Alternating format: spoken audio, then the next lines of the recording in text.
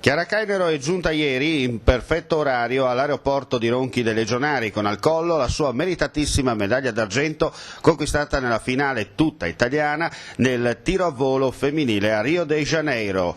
8 anni dopo Pechino, quali sono le emozioni, Chiara? Sono emozioni, molte emozioni sono quasi simili, perché comunque una medaglia alle Olimpiadi di qualunque calore sia è importante. E chiaramente ci sono emozioni diverse perché comunque vengo da un quadriennio importante con una gravidanza, un bambino insomma che ci sta aspettando a casa me e mio marito, quindi sono emozioni un po' uguali e un po' contrastanti, diverse da Pechino, però insomma il risultato è sempre ottimo perché è venuta fuori una bellissima medaglia d'argento. Tutto il Friuli ti ha sostenuta sia sul campo ma anche attraverso la televisione.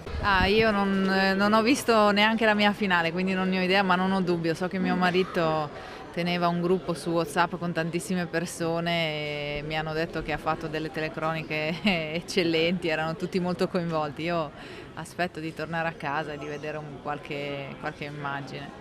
E dopo questo periodo di vacanza meritato in Sicilia con la tua famiglia, quali sono i programmi a partire da settembre? A settembre abbiamo già 2 o 3 appuntamenti prefissati dal CONI che ci devono insomma dare una conferma ancora.